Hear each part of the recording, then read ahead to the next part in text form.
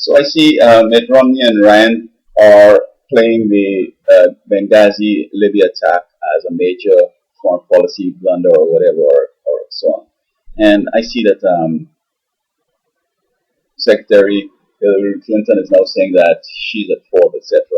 I don't think anybody's at fault because how can you predict what people are going to do?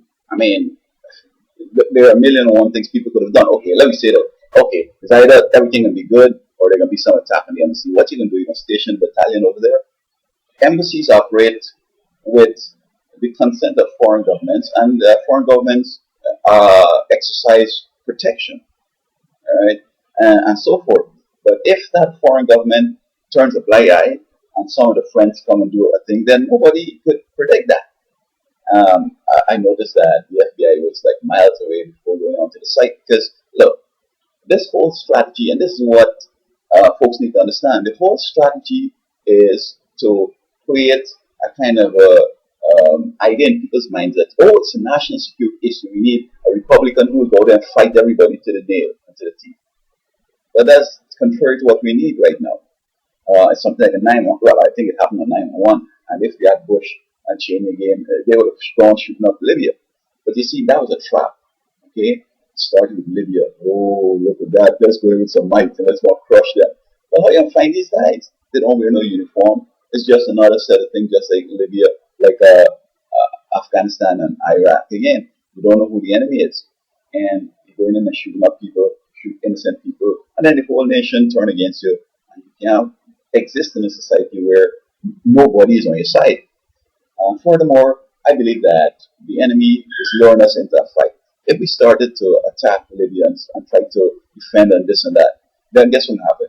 In all the embassies across the Middle East, you're going to have a similar situation. So, okay, you're going to go into all these countries and fight, right? And that is what the enemy wants. This is what the Spring Revolution is about.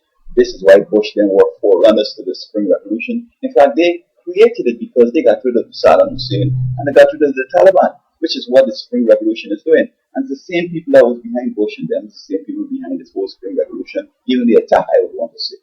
So, the president, you have to move measured, unless you know who the enemy is, unless you could pinpoint them and go and get them. And then, sometimes the Bible says that you got to turn the cheek, man. You got to look at it. Okay, they killed the ambassador and these 4 folks. Okay, it might affect your pride, but you just can't put your pride so thin. Okay, some people, I see some guys going from the line in a food line. Some people say, man, it's all with respect. Well, you go and try to get some respect. The fella could either shoot you, chop you, stab you, bust you out of a piece of wood, or something like that. I mean, for a little bit of food, this food is cost like not even $5, maybe $2. I mean, let the guy go ahead, man. I'm not interested in that. There's enough, I can get some. Okay? But nations do have, especially when a superpower, I have the might to be running and kick ours. Again, I used to be driving the school bus. I had a lot of power. I was superpower on the bus. But you just can't go because a kid do something, you go and give him a big head, you put it for knocked down and all this kind of stuff. You know, the police in your case, the school board in your case, the court in your case.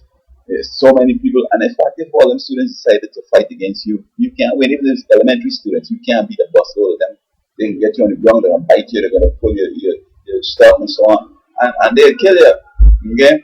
So, you got to be careful now. Romney is trying to make it appear as if, oh man, if I was in power, I'd take care of these Libyans. Well, he might have, or he might have done just what we're doing today. But if he did, then he's going to have a whole Middle East war going. You have in every country. And I don't know how long one could sustain that. Or when it starts to go in all countries, then you retreat. That would be more embarrassing.